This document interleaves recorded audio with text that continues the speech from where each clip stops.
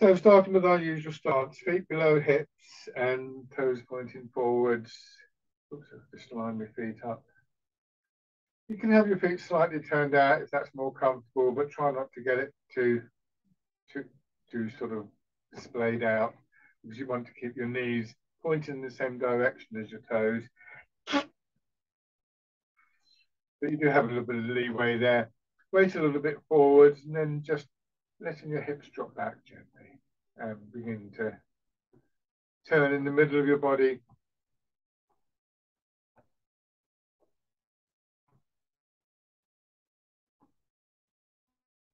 Nice and easy and gently. The basic posture, once we get used to it, and it takes a bit of conditioning apart from anything else, but this sense of just what I sometimes describe as overhanging in buttocks, hips, lower back, draws you down and begins to just loosen up this middle part of your body. So there's various ways you can think of this.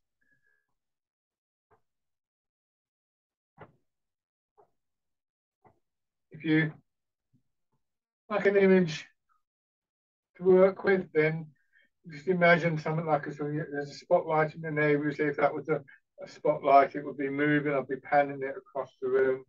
Some people say a camera as well. So whatever works for you.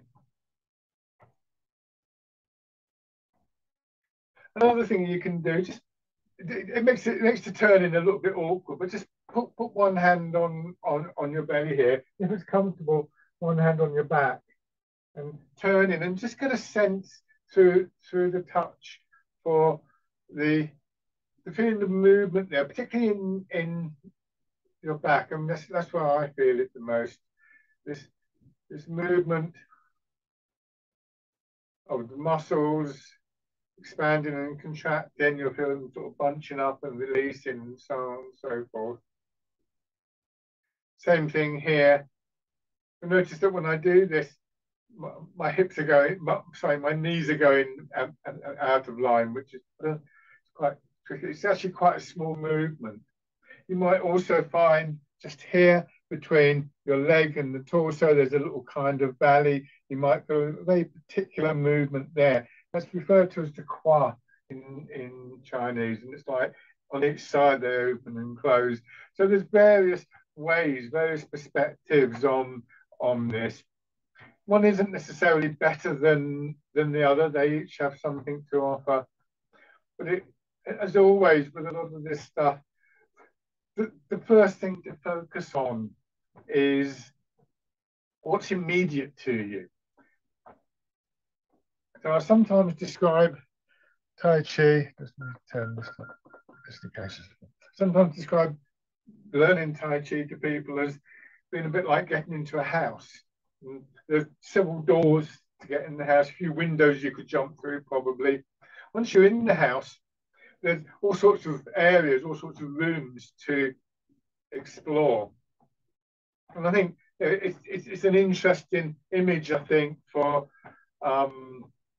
new people, but also for people who are more experienced. There's always something else to think about. Whether that's significant at this point in time is another matter, of course. It might be that it's better for you just to concentrate on spotlight or something like that. And sometimes when we do that, because we're actually gathering our attention around that particular thing, and because that gathering of our attention helps to just create a bit of space in our awareness, sometimes you might just notice something else. I generally find when I practice and when I teach that things arise. I'm sometimes asked for various reasons to produce lesson plans, and it's very difficult because I don't know at any one particular time what I'm going to be talking about. Some of it will come from what I'm experiencing at that time, and obviously when I'm teaching, then I'm taking into account how people are moving, who's in the group, what's happening, and so on and so forth. So there's all sorts of things, all sorts of areas, I think, where we can explore, but which ones are appropriate at the moment it's a very personal thing. And the important thing is to try and find a balance between that aspect and the sense of asking yourself the question, what's appropriate at the moment? What do I need at the moment? If you had a busy weekend, what you might need is just something a little bit calm, a little bit of space, or you've got a busy week coming up. This is just an opportunity to settle for a little while. Then it might not be appropriate to sort of explore that room that's over there, even if you're a bit interested in it. On the other hand, it might be, time I've looked in there, or maybe there's something being suggested that is drawing your attention.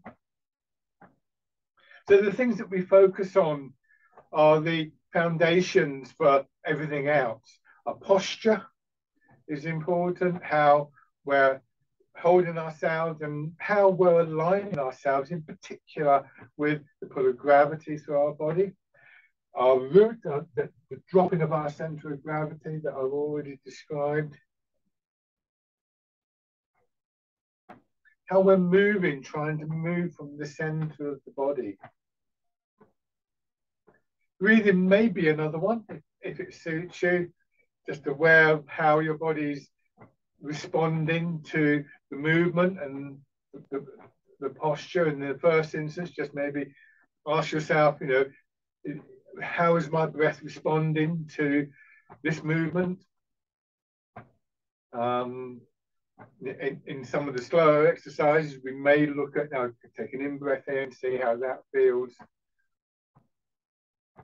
And all of these things can become a good focus of attention. Another one to be aware of course, is how you're actually feeling. Is that is a shoulder stiff? Have you got a bit of tightness in your back or something like that? That's important to acknowledge so that we're not doing something that aggravates that. Where the idea is to let go of that. This is always our starting point. It's as much a meditation as it is a physical exercise, because it's a gathering of your attention to within your body somewhere. Once it's there, it's like it's in the house, and so the other rooms are that much closer. And this is something we can come back to, an idea, an approach that we can come back to really at any point, because inevitably we will get distracted. And in particular, if there's that kind of room that you want to explore, you're thinking about a particular thing, you may find, oh yeah, I'm thinking about, some of you have heard me talk about the inner orbit, for instance. Think, oh yeah, I can really feel the inner orbit. And what you don't realize is your knees have stiffened up, you're no longer moving properly, and so on and so forth. So don't stay in the room too long, I suppose, is another element. These things take time to build, and sometimes some of the things you come across, well, hold on one hand he said that, now he's saying that. This is normal, but these things tend to merge and support each other eventually. Just raising your arms a little. Open across your chest and hands slightly in front of the body. If you look from the side, you'll see that my thumb is sort of in line. If you imagine a line from the crown of my head down through my ear, along the top of my shoulder, my thumb is slightly in front of that line, and it would stay like that the whole way. And most of what we do, not quite all, but most of what we do will follow that, giving us a longer, broader feeling in our back. What is sometimes described as a concave feeling in the chest, but really is a sort of dropping down of the rib cage, so the whole of the front of the body feels supported by your back. Let your hands drop down. Simply standing for a few moments, and when you've got a little bit of background in these arts and you've had a sense of what this posture can feel like, sometimes you can just use the memory of that to encourage the body, to instruct the body to arrive there. You may become aware of certain restlessness. You may become aware of tightness, stiffness elsewhere in your body. But the intent is always to quieten, to release that tightness, to allow gravity, free passage through your body, and to allow responding movement, which is the response of your body. If it's just a case of gravity pulling you down, you're just going to collapse. But on the other hand, if you're aware that there's a resistance, a gentle, soft resistance in the body, then that effectively means that there's a counter movement, an upward movement.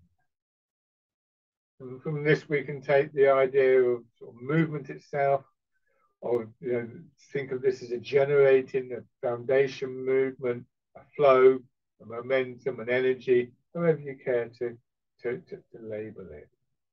And we want to try and encourage that movement, to cultivate that movement throughout the body. So bring your hands around as though you're cradling the ball, and then your hips drop back a little bit more, pushing up. Feel that movement, pushing your arms up. Turn your hands in front of your chest, sink down. So you're pressing the ball down into water.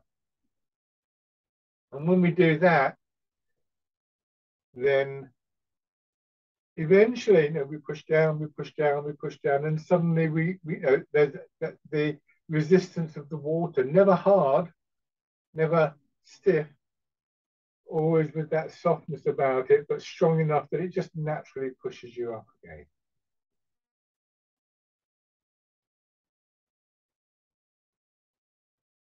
Expanding and contracting.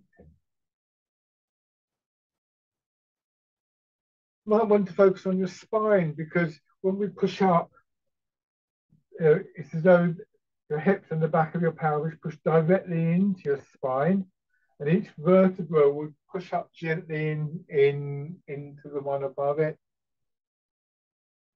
So there's a sort of almost like a movement of a line of billiard balls going along a table.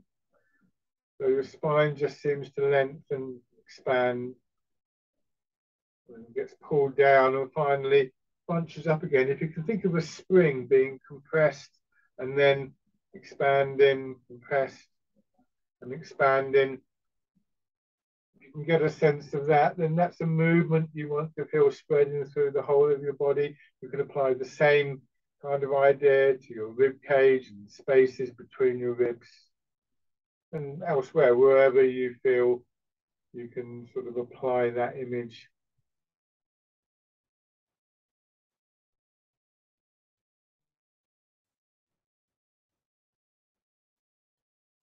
I mentioned the breath earlier, and as always, I'm not suggesting that we force a breathing pattern on the body, but just see how it feels with this or any subsequent exercise. When you reach the expanding stage, how does it feel when you take a breath in? How, the in-breath might not last as long as the movement. Don't hold your breath, just let the out-breath come quite naturally. That's a useful starting point for the breathing. Should never force the breathing, but once we've got a sense for how it works with the rhythm of the body, we can begin to integrate breathing patterns into the movement.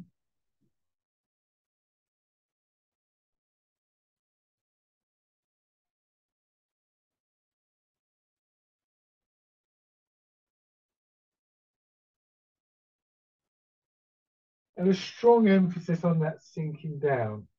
Another way of thinking about it, if I talk about pushing the ball down, to trying to bounce a ball.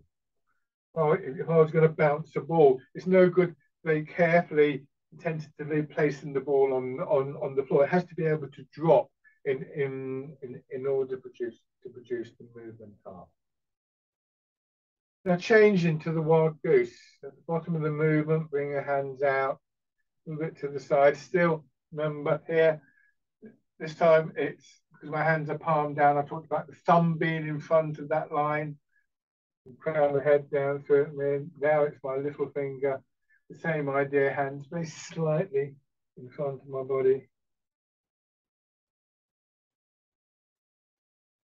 A little bit more expansion in the air of the solar plexus. As you go through the different exercises, you gradually become aware of them working in slightly different parts of the body, slightly different pathways of movement. So over a period of time, we begin to get a sense for which movements are best for which parts of the body, which type of movement we want to try and work on.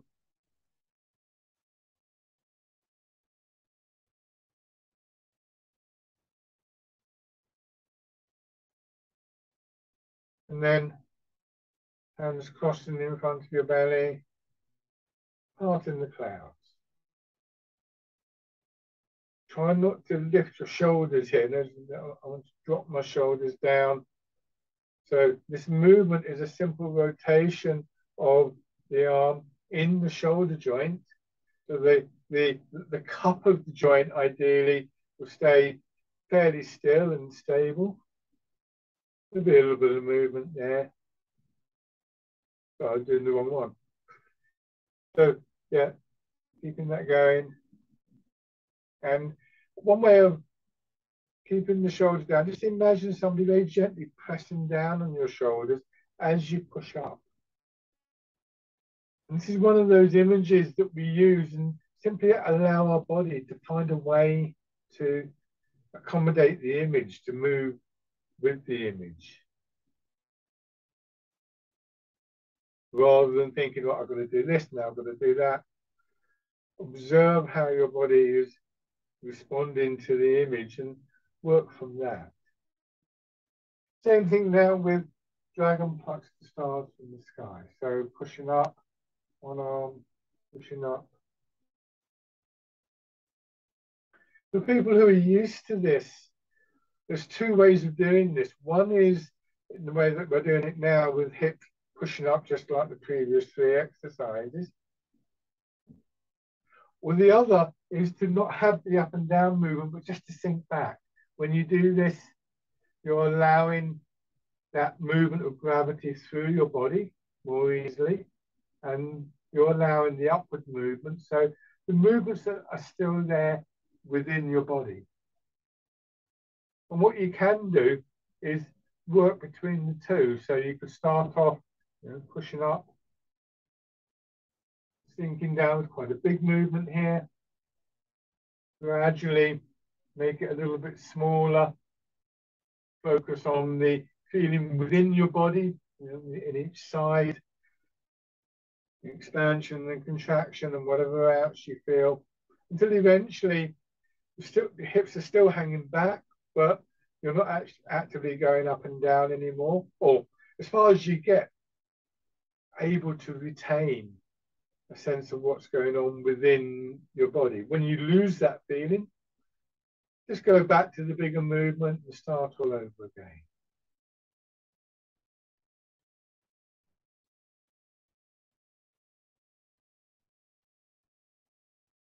Dragon plucks the stars from the sky.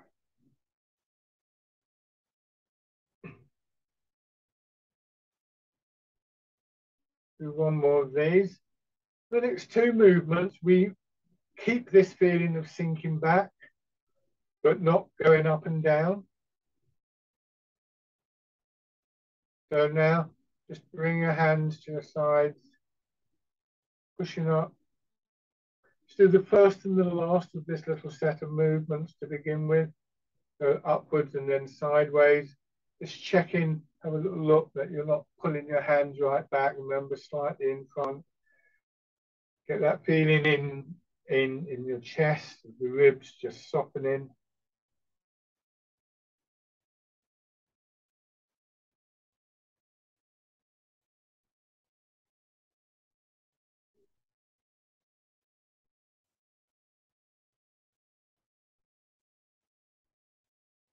And then this time, add the turn. So To keep our hands in that right position relative to our shoulders, what we have to do is turn in our hips and our waist, not bring the shoulders around, and certainly not bring the arms around. There's always a temptation with this one, particularly with your rear hand, to do this, to pull that right round and to push this hand forward. But it's very much an outward movement. So this is a good exercise to really focus our attention into the center part of our body, the area between hips and waist, which is like the control center, the hub of the whole body. When we turn in that area in one direction, the whole of our upper body will move in that direction, unless we're doing something to resist that movement. You may even find a tendency for your knees to twist around, which is, be careful of that. It might be because you're going too far. It might be because your knees have stiffened up and so no longer can maintain their position.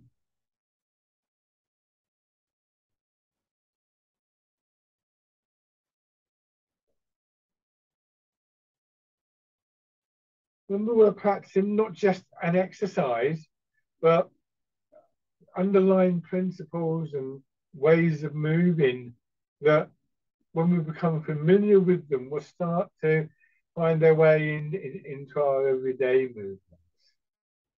And same thing with that sense of gathering the attention and finding that calmer, more spacious quality inside. That's also something that becomes much more habitual, I suppose you could say.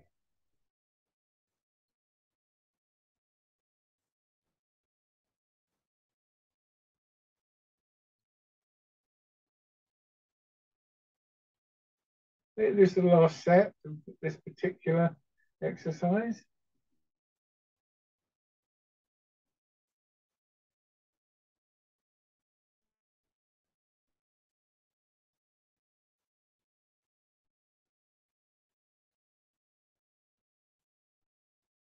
Let your hands drop down, feel the weight of your arms hanging down. And with the next feeling of expansion, let that push one arm out. Notice the slight drop in my elbow there. Just let your hands swing above your head and then down. There's a similar feeling here to the one that we get in Dragon Plucks the Stars from the Sky, but with an outward movement. I find the combination to be quite a strong movement in my shoulder. I find that dropping of the shoulder quite difficult. It's quite often I find myself doing that. So what I do is I consciously and deliberately get that feeling of dropping down around about here. And this time, if it's comfortable for you, you can just turn in your hips a little bit again, creating a gentle pull between your hip and your shoulder on that side.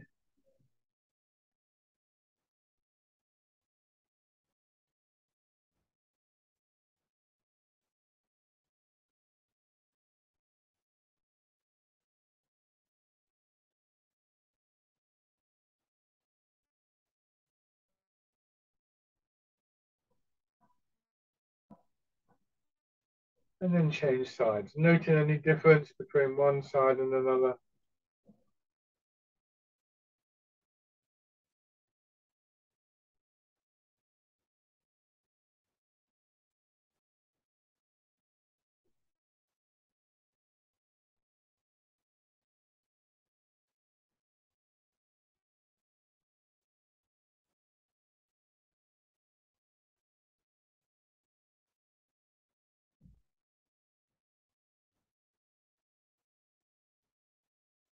And then add in the turn.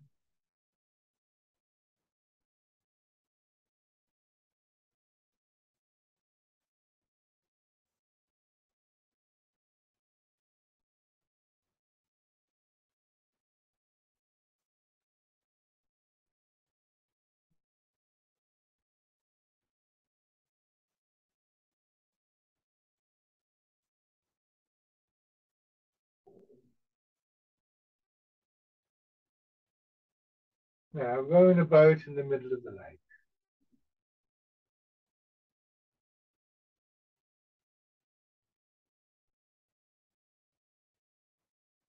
So here, first of the movements where we go out of the vertical alignment, we maintain our stability because the driving force for the movement is our hips going back.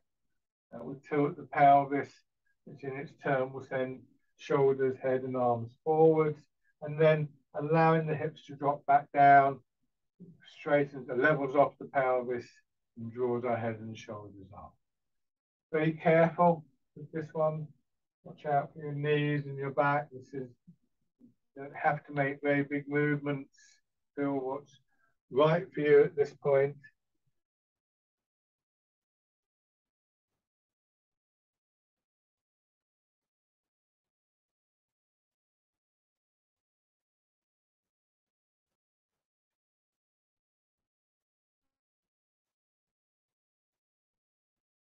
One more time.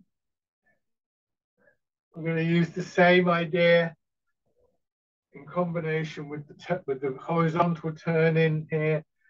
In the next movement, you turn, push your hips back, swing them around in the opposite direction, and down, and come back to the upright position. Go in the other direction. This is polishing the table. And that movement, again, in your hips will direct your arms for you. Keep your hands roughly level with your navel. Imagine them resting on a table. So as your hips go back, your hands get pushed and pulled through the semicircle, the circular movement. And that would be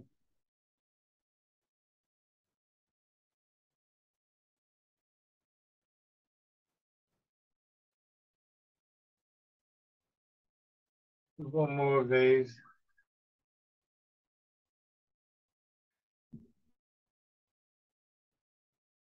And then just let your hands drop down. And just reflect on this posture again, especially if you notice any difference. But sometimes it's just a sense that your attention has come more into your body, so simply more aware of how this feels. It's always going to be strong in your legs, in the muscles of your legs. But you imagine a little ball tucked in behind each knee. There is a slight curve there.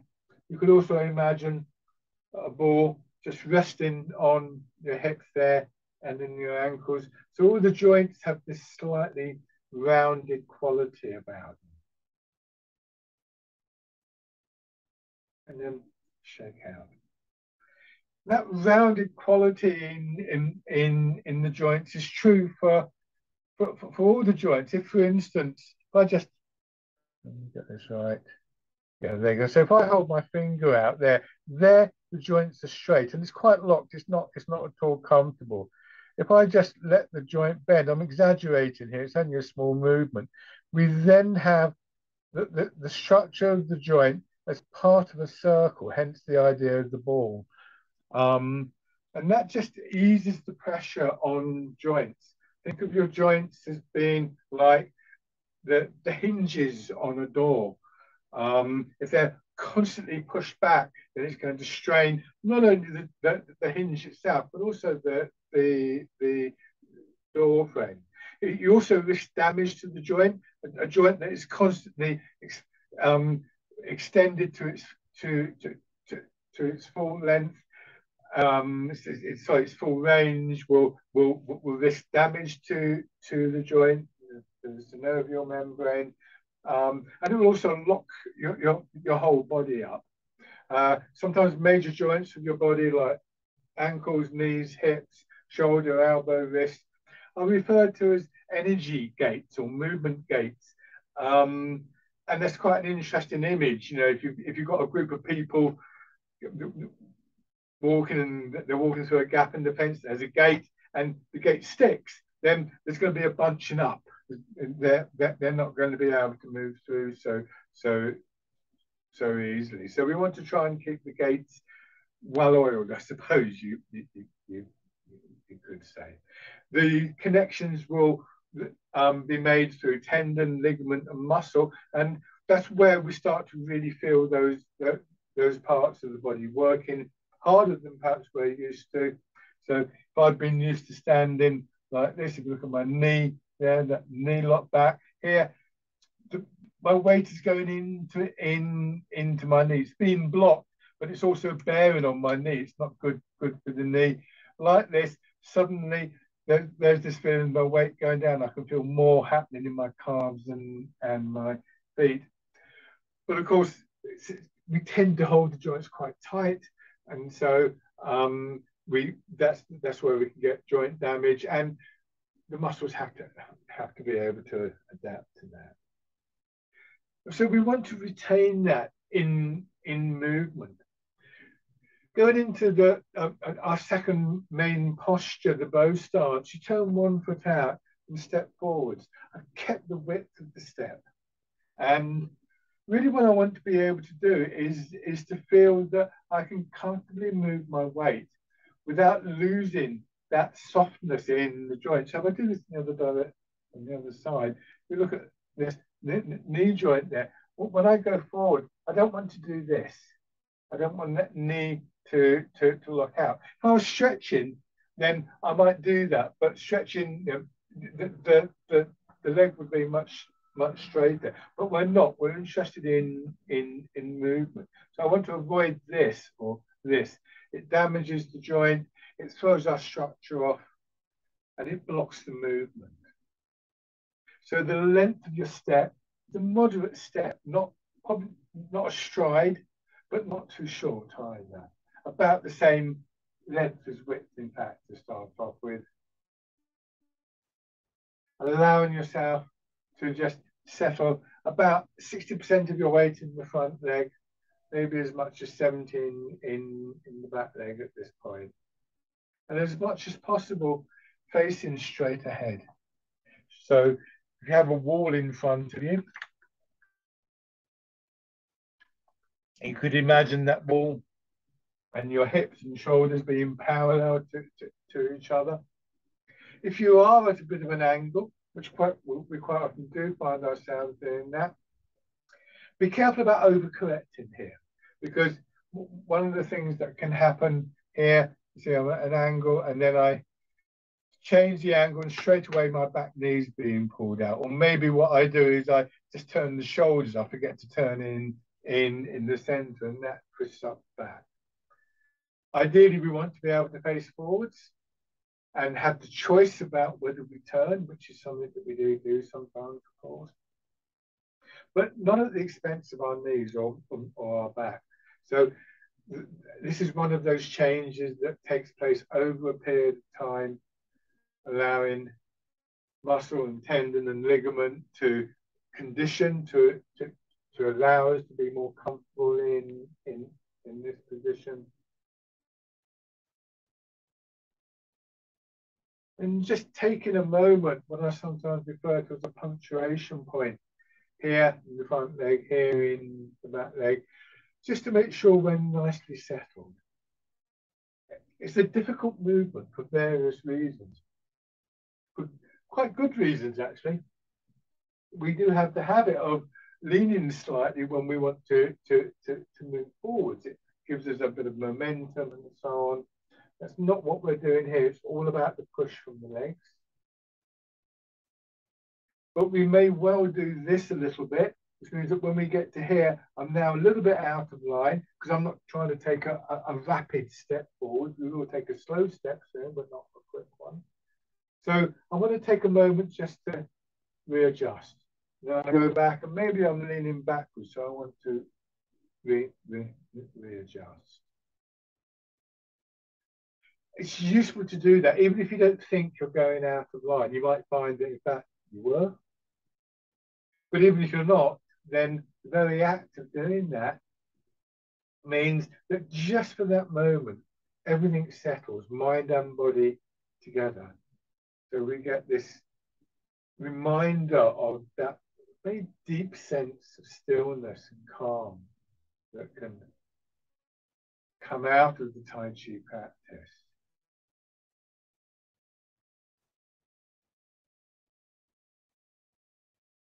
you get a bit more weight into each leg, we can begin to change the feet. So here I just raise my toes slightly, my foot's turned out. Here I let my back knee bend in, and that draws the hip up. And you'll see I go back, and then just as I raise my toes, see I move just a little bit more.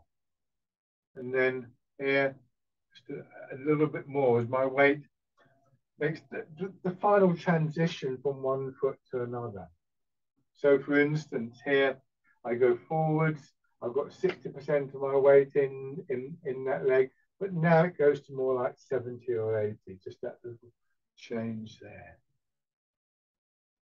The legs fill and empty with our weight, and we want to get as much weight as is comfortable in the full leg, so that there's as little weight as possible, as little resistance to movement as possible in the empty leg, and that's when you step in.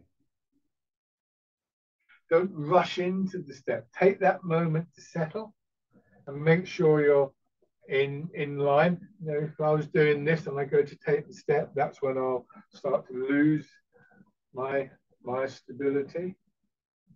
So that little moment of punctuation really is very, very important in taking this slow step. Not like walking, where effectively normal walking, we would in a way look to overbalance very, very slightly so that we have a certain momentum. Hence why our shoulders go forwards. This is different.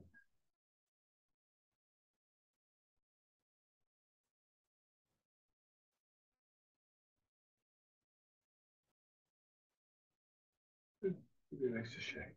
So let's try that on the other side. It can be helpful, I find, to focus on one knee, either your front or your back knee. Front tends to be easier, I think, more straightforward. But as you feel the weight going into that leg, notice what's happening in your knee. You might find there's a kind of tightening, a clenching. That could be particularly true if you've had some kind of problem or injury to your knee. We look to protect it. Very carefully, don't go sort of gung-ho at this. As you move the weight into whichever leg you're focusing on, just see if you can deliberately find a way to soften the muscles, to get that feeling of your foot being pushed into the ground by your weight.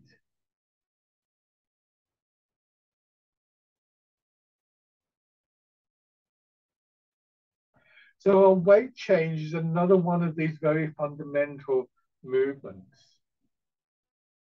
One of the sayings in Tai Chi that describes this whole thing of the fundamentals very well, I think, is that the movement is rooted in the feet. This is the correct stance and the dropping of the center of gravity. It's transmitted in one way or another through our legs.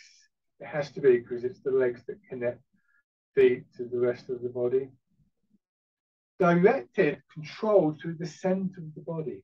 We did a couple of exercises earlier where we were turning, and it was the turning that redirected our arms. And finally expressed, or if you like, shaped through our arms and hands. So this is a very important exercise of Tai Chi, but also just for your general mobility. Then raising your toes and your heel.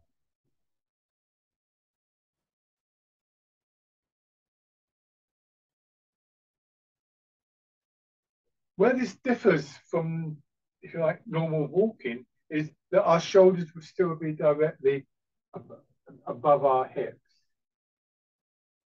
Something to think about here. If we were thinking about how this relates to our standard walking, this is not a bad thing if you're walking down the shops, but it is taking you towards an unsteady posture. You're sort of doing this if you're not careful. Think about rowing a boat in the middle of the lake, how the hips dropping back allowed our shoulders and head to go forward without us being pulled forwards. So even in the upright stance, an awareness of that feeling of pulling on our hips is very important. So stepping in,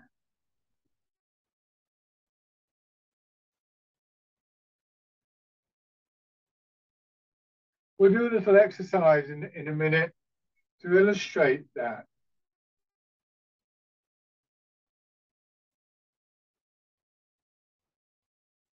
And then stepping through.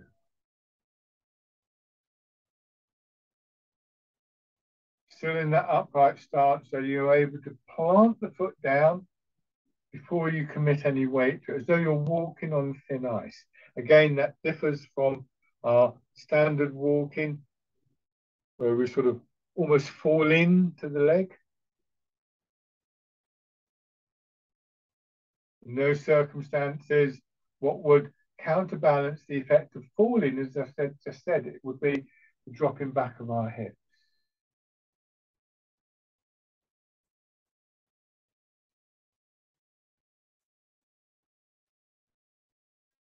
Good. Now, have your right foot forwards and going into fisherman castanet. Go forwards, feel your hips dropping and allow your arms to swing through. By now, you'll find that it's very easy to overlook what's happening in legs and hips and so on, because obviously our arms will draw a great deal of attention, which is why the practice of that basic stance is so important, so that it becomes habitual, so that we're so familiar with that feeling of moving in alignment with the pull of gravity, with our roots and so on and so forth. It's only really noticed when it ceases. We don't want to have to keep thinking about it any more than we want to keep thinking to ourselves while we're cooking in the kitchen that, yes, it's okay, the fridge is still working, I can still hear it working, and so on and so forth. But what might happen, of course, is we're standing there and suddenly we think, what was that? And we suddenly realize it was the fridge turning off. We notice it in its absence.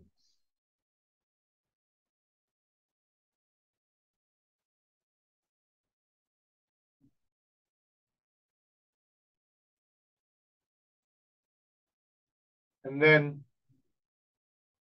pushing a wave. Hands in front. The movement from the back leg, the wave, pushing your hands away from your body. The shape of your arms, ensuring that they swing up. And the angle in the elbow, just flattening it out a little bit, not right out there as that happens. So not allowing your arms to overextend.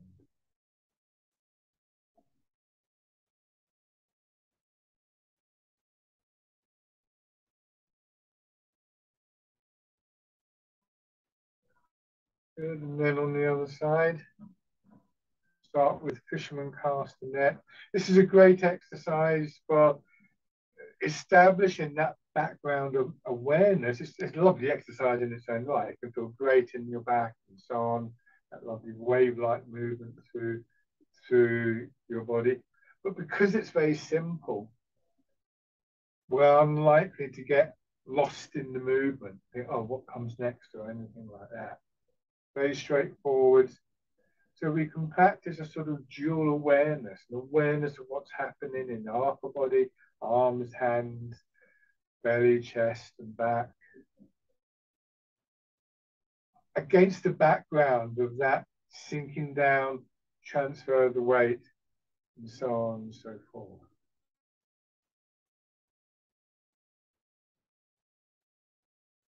And then pushing wave.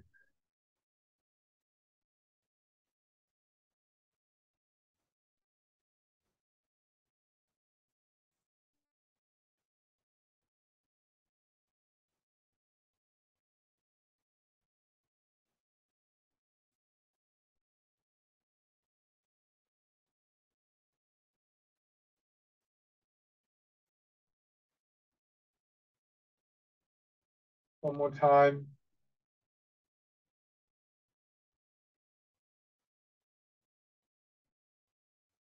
Okay, check out. So the exercise that I was talking about, sort of linking how we do the stepping and the weight transfer with our just daily walking activities, is called scooping the sea and looking at the sky. Let me just show you this. I don't always do it. It's quite a strong exercise and quite a tricky exercise to get right. It uses elements that we find in rowing a boat in the middle of the lake. So if you look at this stance, I've got my foot slightly turned out. I'm going to do it quite big, but this isn't an expectation that you'll do it that big. Be careful of your knees, be careful of your back, and watch what I'm doing first of all. So I'm in my back leg, and what I do is I let my hips drop back, and that tilts my body forwards. Now I need to make sure that my head is going towards the front foot. So this is happening, and I allow myself to get pulled forwards by that. So my center of gravity goes slightly forward, and I get pulled into that front leg. Now obviously, that's quite a tricky thing. Be careful of that front knee. And what I do is, as I start to arrive in that front leg, I once again allow my hips to be pulled down by gravity. That brings my head and shoulders up, as we know. It also seems to just almost lock the weight into the foot. Like this, I'm a bit wobbly because I've gone too far. If I can do this, suddenly I feel much stronger in this foot. So the arms will then follow the movement, scooping the sea and looking at the sky. You see here I'm upright, but sometimes because this foot is extended, you might find that you're able to go back just a little bit. Imagine a straight line down the front there, but be careful going too far, of course. So with all that in mind, have your right foot forward, slightly turned out, push your hips back. Don't bring the arms into the movement yet. Feel yourself being drawn forward. As your weight arrives in the front foot, really let go in your hips and buttocks. Allow yourself to come upright. Feel yourself settling in just behind the ball of the front foot, and then move your weight back. So we have this vertical rotation in the center of the body, hips and pelvis. This time our arms following the movement, so you're scooping water up, hips dropping back, drawing your shoulders up, and then easing back.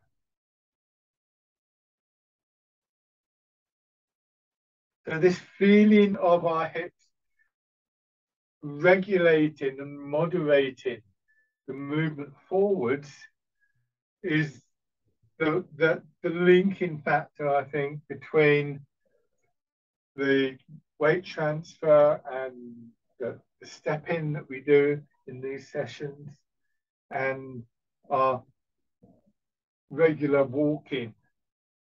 So that makes this a useful exercise to explore those links.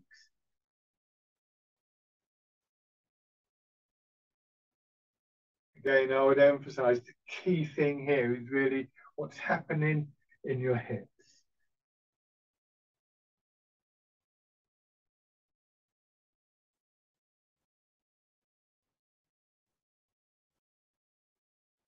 Scooping the sea, looking at the sky.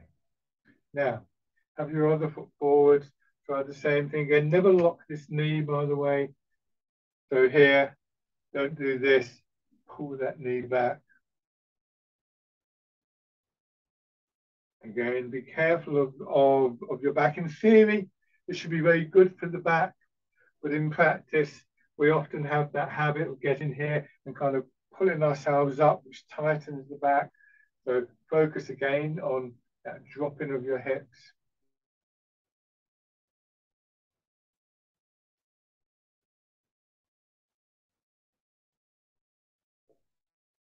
Scoop the sea, look at the sky.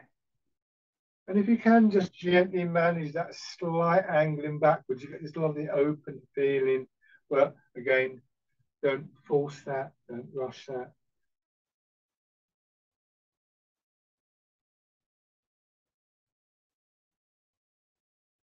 And then bring your feet parallel.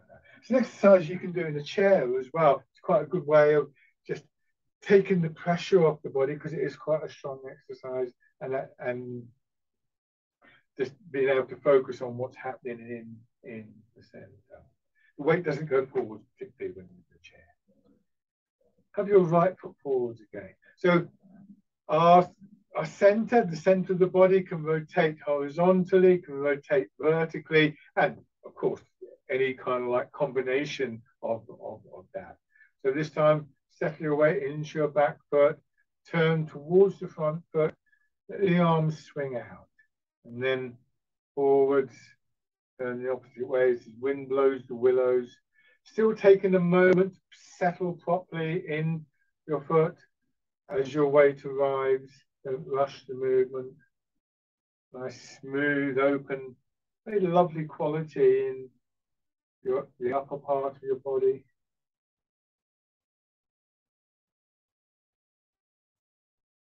Expanding, contracting, expanding, contracting.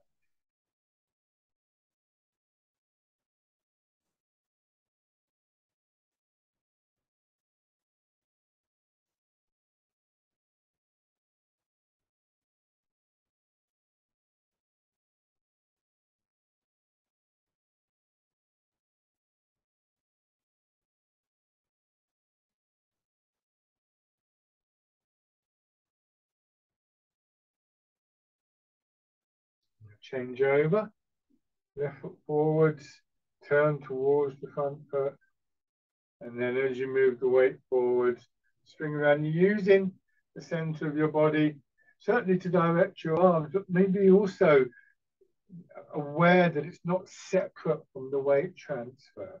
That those two things join together like two cogwheels in a piece of machinery, like a watch or something like that. That's it.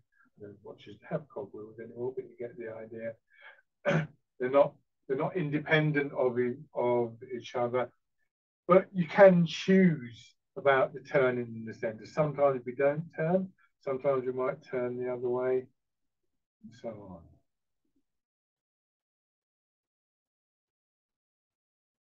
So the movement in the center of the body affects both upper and lower body, as we saw when we did scooping the sea. The leveling off of the pelvis helps to settle our weight in our feet. So this time when you go forwards, use that movement to help raise your heel, bring your foot in, and step. So go back a bit. You step, you either just do an ordinary step, or maybe raise your knee a little bit, or you could raise your knee and rotate, no matter what's comfortable for you. Again, that last one, be careful, it's quite a tricky movement. You need to have a very loose hip at this point. Otherwise, what can easily happen is, in my experience, we come through, we go to rotate the hip, but in doing so, we twist the pelvis, and so we lose stability.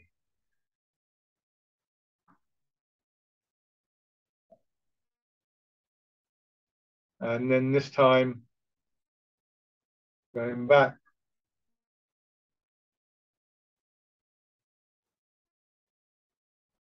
And the other thing to be careful of with that lifting is that you don't strain the tendons and ligaments around your hip joint, although that would take probably a bit more than we're actually doing here, but do be careful. And then,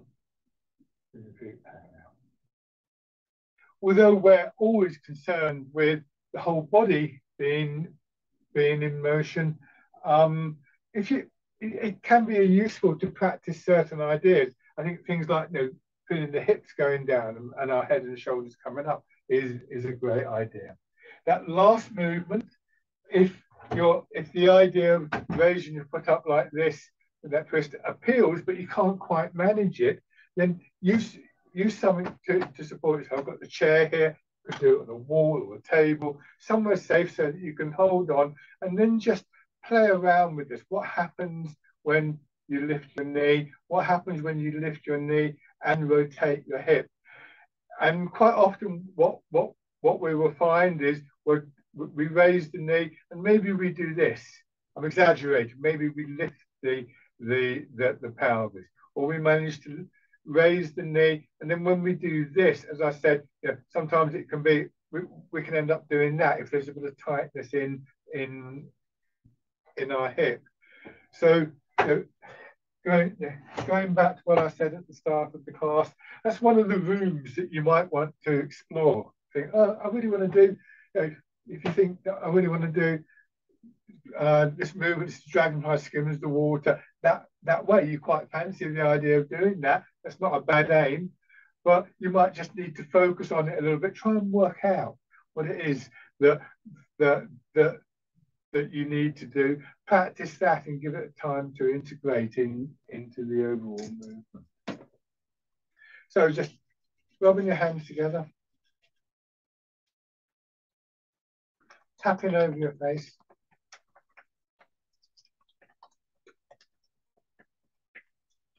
Over your head and neck.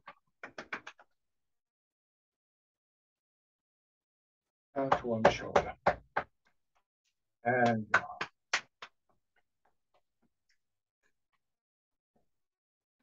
the side.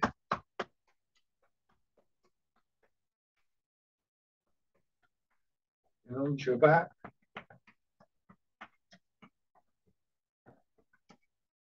Around your hips.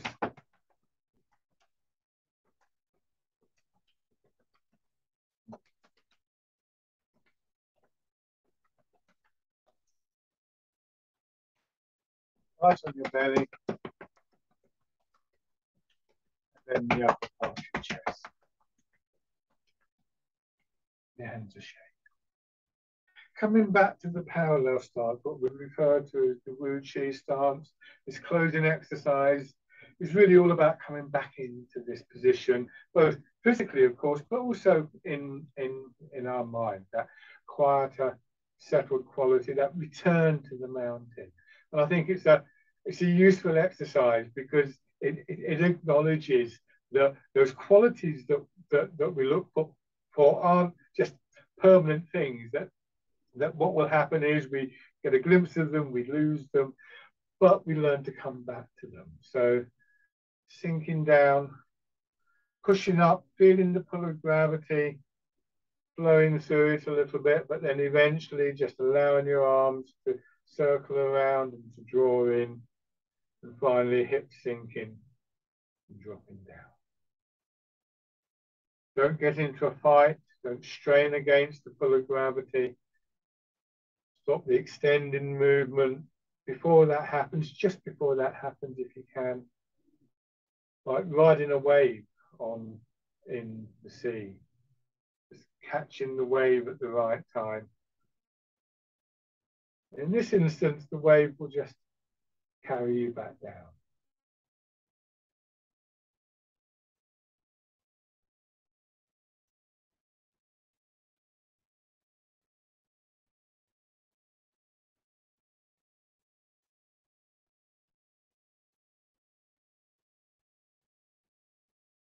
One more time.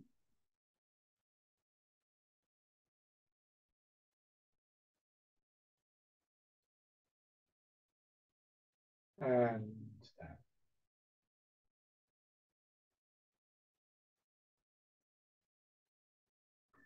And shake out. Lovely. Thank you very much, everybody. Thanks for looking in.